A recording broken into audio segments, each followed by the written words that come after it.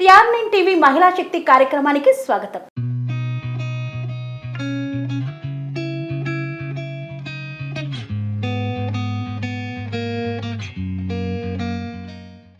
ఈనాటి మన మహిళా శక్తి కార్యక్రమంలో హైకోర్టు న్యాయవాదిగా తన బాధ్యతలను నిర్వర్తిస్తూ పేద ప్రజలకు సహాయాన్ని అందిస్తున్నటువంటి హైకోర్టు న్యాయవాది బాలసాయి ప్రతిభ గారు మన మహిళా శక్తి కార్యక్రమంలో మనతో ఉన్నారు. మేడం నమస్తే అండి. నమస్కారం అండి. ఎలా ఉన్నారు మేడం? బాగున్నానండి. ముందుగా మీకు అంతర్జాతీయ మహిళా దినోత్సవ శుభాకాంక్షలు. థ్యాంక్ యూ అండి. మీకు కూడా సేమ్ టు యూ అండి. ఓకే. సో చాలా ఆనందంగా ఉంది టిఆర్9 వాళ్ళు ఇలా పిలిచినందుకు. నా పేరు శ్రీమతి బాలసాయి ప్రతిభ జాదవ్ అండి. సో నా గురించి చెప్పాలంటే నేను 1982లో పుట్టాను. నేను పెరిగిందంతా హైదరాబాద్ మల్కాజ్గిరి అండి. ఇక్కడే అండి అంతా పెరిగింది. అయితే నేను చదువుకోవడం మాత్రం అంతా మల్కాజ్గిరిలో స్కూలింగ్ అయిపోయింది. తార్నాకలో నాది సెంటాన్స్ తార్నాకలో హ్యావ్ కంప్లీటెడ్ మై డిగ్రీ. తర్వాత నేను సింబియోసిస్ పూణే నుంచి కూడా డిస్టెన్స్ లెర్నింగ్ చేశానండి. అప్పుడు చాలా కొత్త బ్యాచ్ మాకు కొత్తగా పెట్టారు అప్పుడు సింబియోసిస్. అది అయిపోయిన తర్వాత నేను డిఫరెంట్ కంపెనీస్ డొమెస్టిక్ ఎంఎన్సీ కంపెనీస్లో కూడా వర్క్ చేశాను. సో ఒక ఆడదాని జీవితము పెళ్లి కాక ముందర పెళ్ళి అయిన తర్వాత మనం ఇలా తీసుకుంటే పెళ్లి కాక ముందర నాకు చాలా ప్రోత్సాహం వచ్చిందండి మా తల్లిదండ్రుల దగ్గర నుంచి నన్ను చదువుకోమని చెప్పి. అలాగే నాకు ఒక ఫ్రీడమ్, ఒక స్వేచ్ఛ, ఉద్యోగం చేయాలి అనే ఒక స్వేచ్ఛ కూడా నాకు మా తల్లిదండ్రుల దగ్గర నుంచి లభించిందండి. సపోర్ట్ ఇచ్చారు మీ అమ్మ నాన్న? ఎస్ అండి. ఏం పేరండి? ఎక్కడ? మా నాన్నగారు పేరు పి అశ్విని కుమార్ అండి. ఆయన ఆర్మీలో రిటైర్డ్ అయ్యారు, ఎక్స్ సర్వీస్ మ్యాన్గా. మళ్ళీ మా అమ్మగారు గృహిణి అండి. సో ఇక్కడ గృహిణి అండి నేను చాలా సంతోషం ఎందుకు పడుతున్నాను అంటే కనుక ఆవిడ హోమ్ మేకర్గా ఉంటూనే ఆవిడ ట్యూషన్స్ చెప్పడం కానివ్వండి, ఒక ఇల్లుని బాగా రూపుదిద్దారండి. సో ఆఫ్టర్ మ్యారేజ్, నా మ్యారేజ్ అయిన తర్వాత నా చదువు అలాగే కొనసాగిందండి.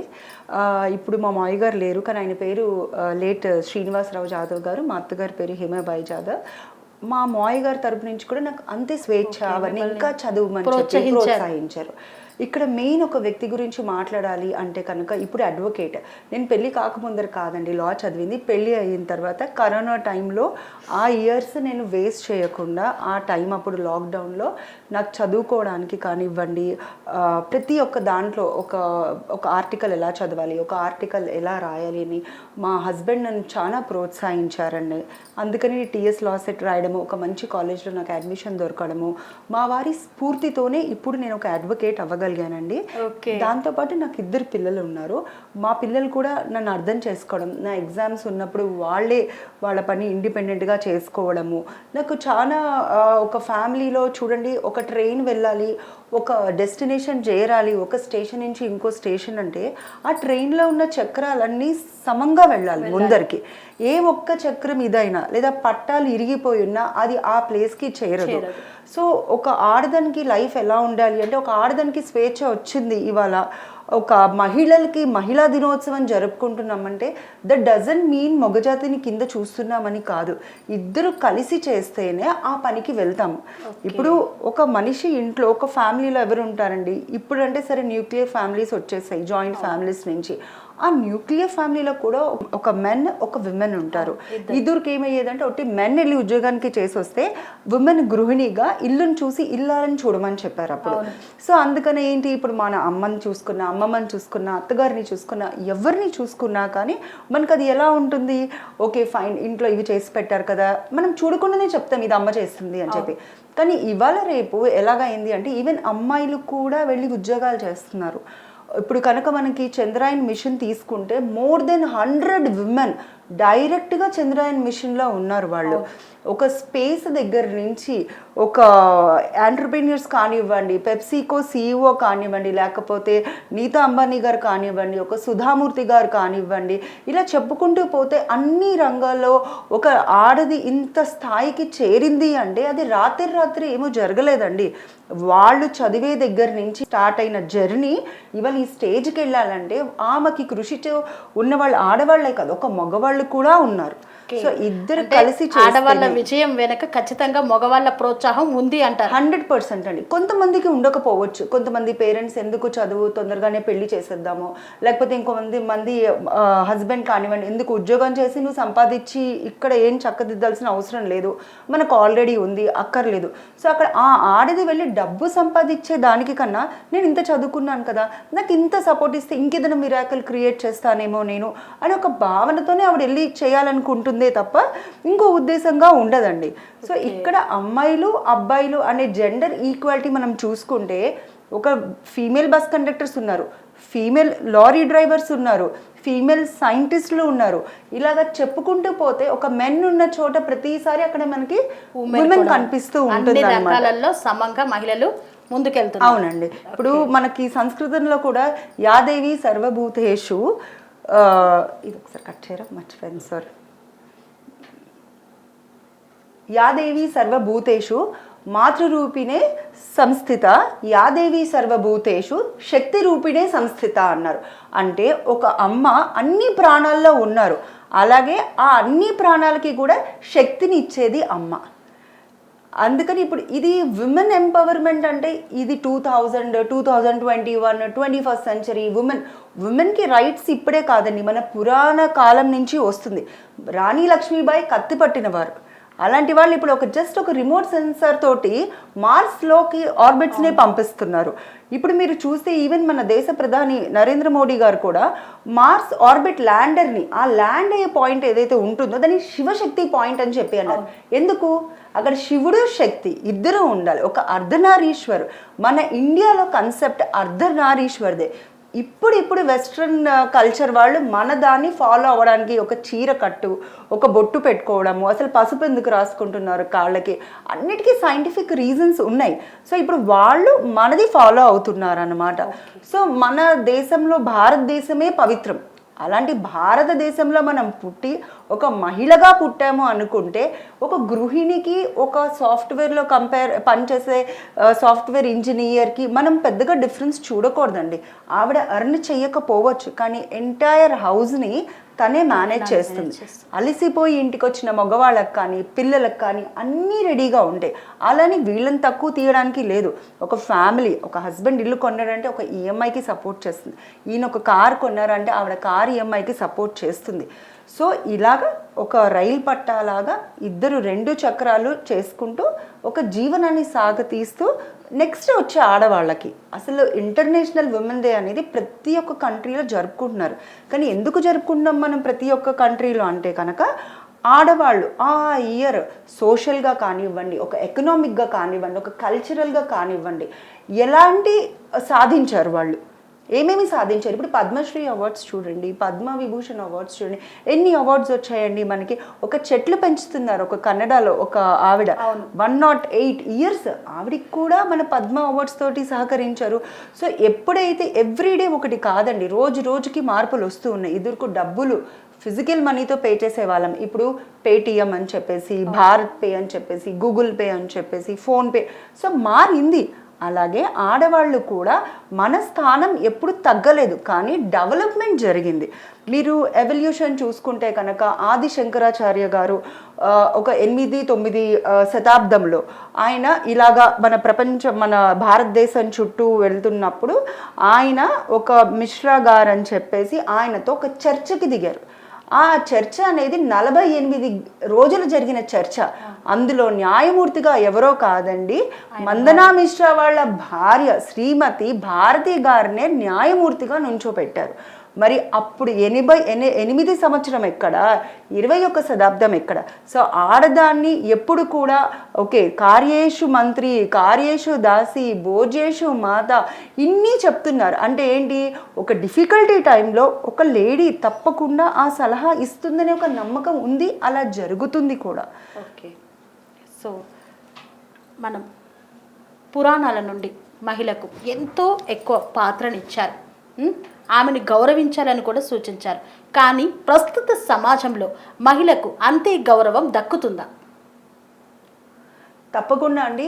గౌరవం కనుక మీరు చూసే పని అయితే ఒక ఆడది ప్రపంచ వ్యాప్తంగా ఇప్పుడు మీరు ఏ న్యూస్ ఛానల్ పెట్టండి, ఏదో ఒక కార్నర్లో ఏదో ఒక న్యూస్ ఛానల్లో మన భారతదేశపు మహిళలు, ఒక ఫైనాన్స్ మినిస్టర్గా, ఒక ఆర్థిక మంత్రిగా నిర్మలా సీతారామన్ గారు, స్మృతి ఇరానీ గారు కానివ్వండి, ఒక సుష్మా స్వరాజ్ కానివ్వండి, మనం ఇలాగ మన ఇండియాలోనే పార్లమెంట్లో 1/3 ఆఫ్ ద సీట్స్ 106 అమెండ్మెంట్లో కాన్స్టిట్యూషన్ ప్రకారంగా మన మహిళలకి రాజ్యాంగంలో కూడా మనకి సీట్లు ఇప్పుడు పెరిగిన అవకాశాలు మనకి కనిపిస్తూనే ఉన్నాయి. ఒక విమెన్ ప్రొటెక్షన్ బిల్ కానివ్వండి, లేకపోతే అంటే అదంతా మర్యాదతోనే కదా, విమెన్ ఈక్వాలిటీ. కానీ ఆ ఉమెన్ సఫర్ అవుతుంది. ఇదివరకు కాలంలో కట్నాలు అవన్నీ ఉండేది, దాన్ని తీసేయడానికి డౌరీ ప్రొటెక్షన్ యాక్ట్ అని వచ్చింది. అమ్మాయిల్ని కొట్టేవారు పెళ్ళయిన తర్వాత, కట్నం తీసుకొని రాలేదనో, మరి లేకపోతే అమ్మాయి పుట్టిందని చెప్పో, డొమెస్టిక్ వైలెన్స్ యాక్ట్, ఒక క్రూయాలిటీ, దాని గురించి మన దగ్గర ఒక యాక్ట్ వచ్చింది. అమ్మాయి ఉంది అని భ్రూణ హత్యలకు పాల్పడుతున్నారు. యాక్టులు వచ్చినా కానీ ఇంకా కూడా అవి కొనసాగుతున్నాయి కదా, ఎలా నిర్మూలిస్తే బాగుంటుంది? అవునండి, కానీ మీరు కనుక చూసుకునే పని అయితే యాక్ట్ జరుగుతుంది. ఇప్పుడు మనకి ఐపీసీలో కూడా మర్డర్కి ఒక సెక్షన్ ఉంది, దానికి చేస్తే లైఫ్ పనిష్మెంట్ లేదా డెత్ పనిష్మెంట్ అని చెప్తారు. అలాని మర్డర్స్ జరగకుండా ఉంటున్నాయా? ఒక రేప్కి కూడా ఇప్పుడు పోక్సో యాక్ట్ తీసుకొచ్చారు. అలాని రేప్, ఒక నిర్భయ కేసు కానివ్వండి, ఒక దిశ కేసు కానివ్వండి, ఆ తర్వాత కూడా ఎంతమంది చిన్న పిల్లలతో ఒక క్రూయాలిటీ బేసిస్ మీద ఒక పాపం వాళ్ళని ఎంత హీనంగా రేప్ చేస్తున్నారు, మరి జరగకుండా ఉంటున్నాయి, అవన్నీ జరుగుతున్నాయి. కానీ మీరు ఒక రేట్ చూసుకోండి, ప్రతి దానికి ఒక గ్రాఫ్ ఉంటుంది. అప్పుడు అన్ని చాలా వేలల్లో జరిగితే ఇప్పుడు అవేర్నెస్ పెరిగిందండి. ఇప్పుడు జనాల్లో అవేర్నెస్ పెరిగింది. ఇప్పుడు ఆ మీడియాలో కూడా ఎంత బాగా చూపిస్తున్నారంటే, ఇలాంటి ఒక కవరేజ్ తీసుకొని ఇలా చేసినందుకు ఇలా జరిగిందని చెప్పే కాకుండా, మన కొన్ని మీడియా వాళ్ళు అతనికి జరిగినందుకు అతనికి ఉరిశిక్ష పడిందా, ఏ శిక్ష పడింది, ఒక ఎంటైర్ లాలో ఉన్నదంతా అసలు ఇలాంటి వాటి గురించి, ఒక రేప్ గురించి, ఒక పోక్సో యాక్ట్ గురించి ఇప్పుడు అందరికీ అవేర్నెస్ పెరుగుతుంది. మీరు చిన్న ఇప్పుడు మనం డిజిటల్ మీడియాని తీసుకుందాం. యాజ్ ఎ మోడర్న్ విమెన్ మనకి ఎన్ని యూట్యూబ్ షార్ట్స్ వస్తున్నాయి, if you do this one you will be punished under so and so section, under so and so offence.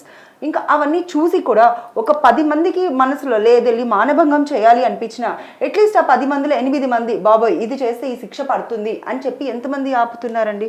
మన కూల్ డ్రింక్స్ మీద కూడా కంటైన్స్ ఆర్టిఫిషియల్ ఫ్లేవర్, అయినా తాగేవాళ్ళు తాగుతున్నారు.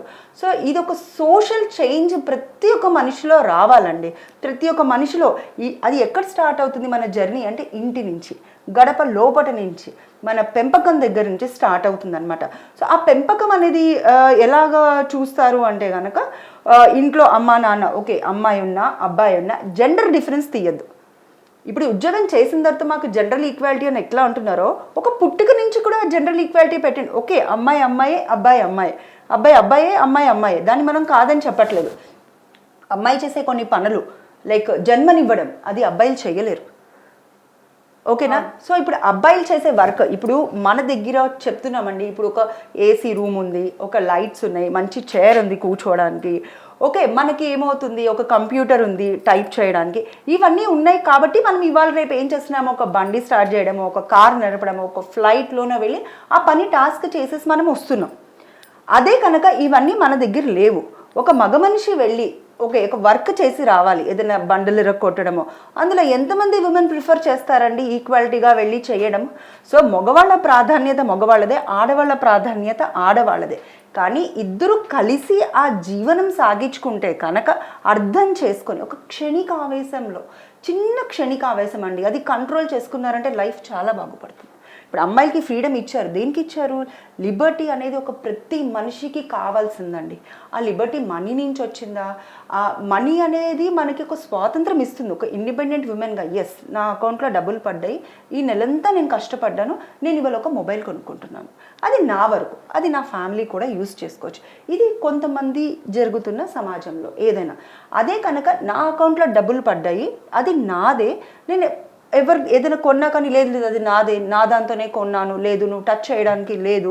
సో ఇలాంటి వాటి వల్ల మనస్పర్ధలు అనేవి, ఇన్ఫ్యాక్ట్ నాది అనే కన్నా ఆఫ్టర్ మ్యారేజ్ మనది, ఆ మన అనేది తగ్గిపోతుందండి.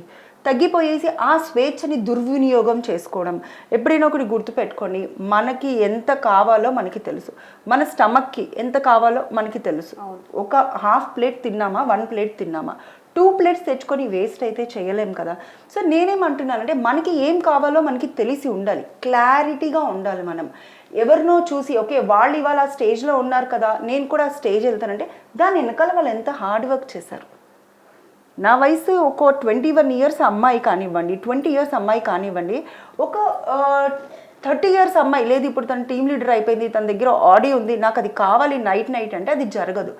జరిగిన మంచి దారిలో జరగదు, అది వేరే దారిలో జరుగుతుంది. సో అలాంటివన్నీ ఎందుకు మనం పోటీ పడాలి? మనకి ఒక అమ్మాయిగా పుట్టాం, ఒక లిబర్టీ వచ్చింది, చదువుకున్నాం, దాన్ని ఇంకొక మంచి షేప్లో తీసుకొద్దాం. వాళ్ళతో వీళ్ళతో ఎందుకు కంపారిజన్? మనం ఒక యునీక్నెస్గా ఉందాము. సో అందుకని ఈ ఇంటర్నేషనల్ విమెన్ డే సందర్భంగా నేను ఏం చెప్తున్నానంటే ఒక ఉమెన్లో ఎంపవర్మెంట్ వచ్చేది అంత స్థానంలో ఉన్నాము. మనకి లిబర్టీ ఉంది, మనకి క్షమత ఉంది, ఒక అదేంటి అని మనం ఆలోచించేది. అలానే మనకి ఇప్పుడు ఈవెన్ మన గవర్నమెంట్ చూస్తే కనుక మనకి అన్ని విధాలుగా సహకరిస్తుంది. ఒక విమెన్ రిజర్వేషన్ బిల్ తీసుకొచ్చారు, ఒక పోక్సో యాక్ట్ తీసుకొచ్చారు, ఇన్ని మనకి లాస్ వస్తున్నాయి, యాక్ట్స్ వస్తున్నాయి. ఇంత జరిగి మనకి ఇంత సహకారం దొరుకుతున్నప్పుడు మనము కూడా సొసైటీకి ఏమి ఇచ్చాము? మన వల్ల సొసైటీ డిటరేట్ అవ్వకూడదు. మనం ఒక సొసైటీకి ఏమి ఇచ్చాము? ఏదైనా ఒక చిన్న తప్పు చేసే ముందర ఆలోచించాలి. ఇది ప్రతి ఒక్క అమ్మాయికి నేను చెప్తున్నాను, ప్రతి ఒక్క అమ్మాయికి. ఎందుకు అంటే కనుక ఒక తప్పు చేసావు అంటే దానికి రిజల్ట్స్ ఏంటి, అదే మనము క్లారిటీగా పెట్టుకున్నాము అంటే కనుక ఎస్ మన భవిష్యత్తు ఒక పూల నడక పైన నడిచినట్టుగా ఉంటుంది. ఇంత చిన్న ఏదైనా ఆలోచించి చెయ్యాలంటారు. ఎగ్జాక్ట్లీ అండి. ఫస్ట్ కంపారిజన్ మనల్ని మనం కంపేర్ చేసుకోవాలి. నేను ఇవాళ LLB కంప్లీట్ చేశాను, నెక్స్ట్ 3 ఇయర్స్ తర్వాత నేను ఒక మంచి సీనియర్ దగ్గర ప్రాక్టీస్ చేయాలి. ఓకేనా అండి? నేను బుక్స్ కూడా రాస్తూ ఉంటానండి, ఆర్టికల్స్ రాస్తాను. ఆర్టికల్స్ రాస్తారని విన్నాం. అంటే ఎక్కువగా ఎలాంటి వాటికి ప్రిఫరెన్స్ ఇస్తారు? స్త్రీ గురించి ప్రిఫరెన్స్ ఇస్తానండి. ఇదివరకు మనకి స్త్రీధనం అని ఉండేది, ఇప్పుడు ఏమైపోయిందంటే మన చట్ట ప్రకారంగా ఆడవాళ్ళకి పుట్టింటిలో ఉన్న ఆస్తుల్లో కూడా సగం ఆస్తి తీసుకుంటే ఒక రైట్ కల్పించారు మనకి. సో మా గురువు గారు ఉన్నారండి, సిఎస్ రఘురామన్ సార్ గారు, ఆయన ప్రోత్సాహంతో నేను ఆర్టికల్స్ రాస్తూ ఉంటానన్నమాట. సో అలాగా ఒక ఆర్టికల్స్ ఏమన్నా గుర్తింపు పొందిన ఉన్నాయండి. మా కాలేజ్లో అది పబ్లిష్ చేశారు. ఇప్పుడు ఇంకొక 2 రాయబోతున్నాను. ఆ బుక్ మన గవర్నర్ గారే రిలీజ్ చేశారు, అందులో ఒక ఆర్టికల్ అన్నమాట. సో మనం ఎప్పుడు కూడా హిస్టరీలో ఉండాలి. చాలా మందికి ఫేమస్ అవ్వాలని ఉంటుంది, కానీ దేనికి ఫేమస్ అవ్వాలనేది తెలియట్లా, దారి తప్పిపోతున్నారు.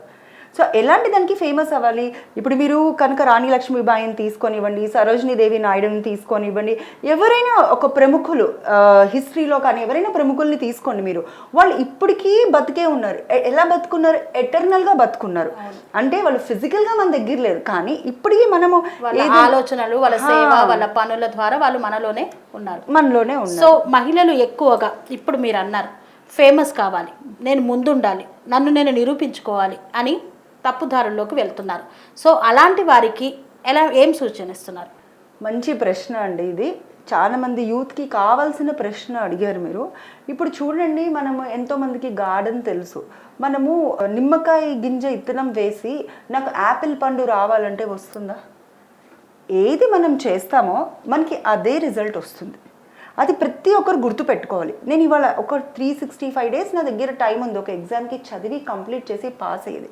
ఆ 365 డేస్ నేను చదవను, కానీ ఎగ్జామ్ రాసి నాకు ఎగ్జామ్లో రిజల్ట్ రాకపోతే నాకు ఎందుకు రాలేదు, నేను టీచర్స్ని బ్లేమ్ చేయడము లేదా ఇంకొకరిని బ్లేమ్ చేయడం, అంతే రూట్స్ వెతుక్కొని నేను ఎస్కేప్ అయిపోతూ ఉంటాను. కానీ నేను ఫస్టే చదువుకొని ఉంటే ఇవాళ నాకు ఈ పరిస్థితి ఉండేది కాదు కదా. అలానే అందరూ ఫస్ట్ ర్యాంక్లోనే వస్తారు, అందరూ టీచర్సే అవుతారు, అందరూ ఇంజనీర్స్ అలా లేదండి. మనం ఏది ఇంట్రెస్ట్ ఉంది, ఒక పెయింటర్ అవ్వాలని ఉందా దానికి తగ్గ కోర్స్ నేర్చుకోండి, ఒక యాక్టర్ అవ్వాలని ఉందా దానికి తగ్గ కోర్స్ నేర్చుకోండి, ఇప్పుడు ఒక డాక్టర్ అవ్వాలని దానికి తగ్గ కోర్స్ నేర్చుకోండి. మనకి సొసైటీలో అన్ని రకాల ఎడ్యుకేషనల్ ఇన్స్టిట్యూషన్స్ ఉన్నాయి, అన్ని రకాల గురించి ఉంది. సో ఒక ఆడది నేను ఇది చేస్తేనే గ్రేట్, అందరూ సుధామూర్తి అవ్వగలుగుతారా? అందరూ అవ్వలేరండి, అందరు సుధామూర్తి అవ్వలేరు. సో అందుకని వాళ్ళు ఏం అవ్వగలుగుతారు అనేది ఒక యూనిక్ పర్సనాలిటీ వాళ్ళలో వాళ్ళు డెవలప్ చేసుకోవాలి, కూర్చోవాలి ఎవ్రీడే. ఒక డిజిటల్ మనకి యూట్యూబ్ ఇవన్నీ ట్విట్టర్స్ ఇవన్నీ వచ్చాయి, మంచిదే, ముందరికి వెళ్తున్నాం, కానీ ఒక 10 నిమిషాలు ఎవ్రీడే తనకు కేటాయించుకోవాలండి. నేను ఇప్పుడు ఏం చదువుతున్నాను, ఇప్పుడు నేను ఏం వృత్తి చేస్తున్నాను, నెక్స్ట్ ఏంటి. సో మనం ఇప్పుడు చేసేదే మన నెక్స్ట్ జనరేషన్ మీద ప్రభావం పడుతుంది, అది చాలా ఇంపార్టెంట్. సో యూత్ తెలుసుకోవాల్సింది ఏంటంటే, నేను ఈ కాలేజ్లో చదువుతున్నాను అంటే మా మమ్మీ డాడీ నాకు ఫీజు కట్టారు, ఆ ఫీజు కట్టడం వలన I am here. What is my status quo? వాళ్ళు ఫీజు కట్టారు, నేను ఈ కాలేజ్లో చదువుకుంటున్నాను. నేను ఇన్ రిటర్న్గా ఏమి ఇవ్వాలి? వాళ్ళు మనీ ఎక్స్పెక్ట్ చేస్తున్నారా ఇంటర్మీడియట్లోని? కాదు, ఒక మార్క్స్. అన్ని సబ్జెక్ట్స్ నీకు అర్థమైందా? పేరెంట్స్ కూడా ఇక్కడ తెలుసుకోవాల్సింది ఏంటంటే ఫస్ట్ ర్యాంక్ వాళ్ళే బాగుపడుతున్నారు, లాస్ట్ ర్యాంక్స్ వచ్చే యావరేజ్ వాళ్ళు బాగుపడట్లేదని పిల్లల్ని కొట్టడం కానీ, వాళ్ళని ఒక ప్రెషర్లో పెట్టడం కానీ.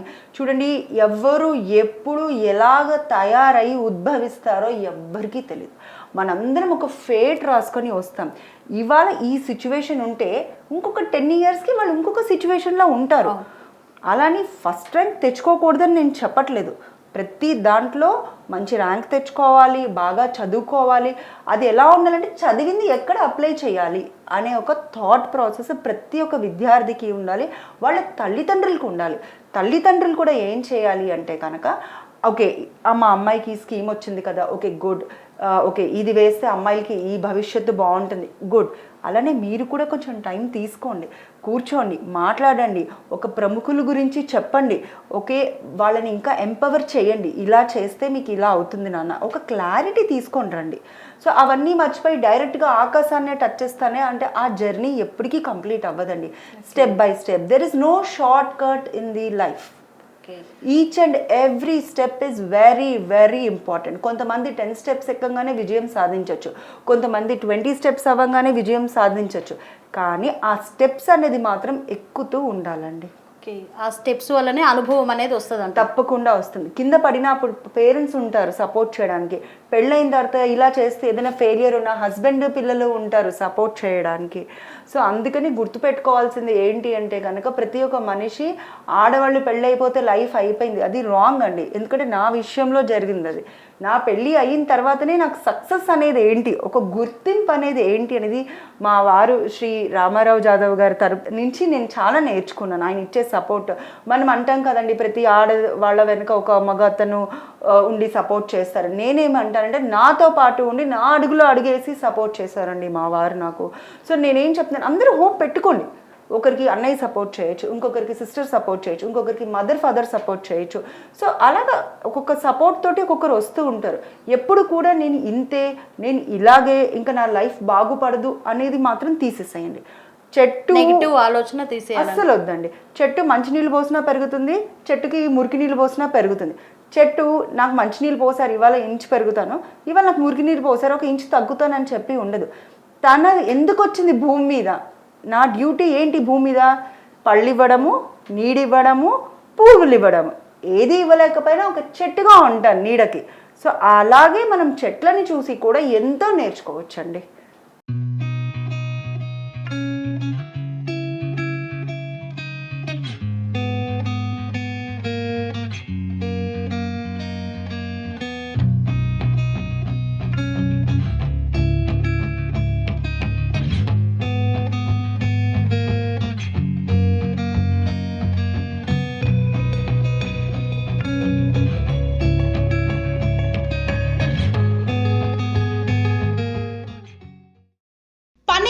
మెరిడియన్ హాస్పిటల్స్ ప్రతి సామాన్యుడికి అందుబాటులో అంతర్జాతీయ వైద్య ప్రమాణాలతో వైద్యం, 24 గంటల అంబులెన్స్ సర్వీసుతో పాటు అత్యవసర సేవలతో ఏర్పాటైన చికిత్సా విభాగం. మా దగ్గర గుండె సంబంధిత, మూత్రపిండ, కాలేయ, కంటి జబ్బులకు, మోకాళ్ల శస్త్ర చికిత్సతో పాటు కోవిడ్-19, బ్లాక్ ఫంగస్ వంటి వైరస్లకు, అన్ని రకాల ఆరోగ్య సమస్యలకు నమ్మకమైన అత్యాధునిక వైద్య చికిత్సను అందిస్తున్న హాస్పిటల్ పనేసియా మెరిడియన్ హాస్పిటల్స్. మీ ఆరోగ్య సమస్య ఏదైనా ఇప్పుడు పరిష్కారం సాధ్యం. సంపూర్ణ ఆరోగ్యం కోసం సంప్రదించండి Panacea Meridian hospitals. Opposite Bheeramguda Kaman, RC Puram, Sangareddy district. Pin code 502032. సంప్రదించాల్సిన ఫోన్ నెంబర్ 0845524177 మరియు 7893757770.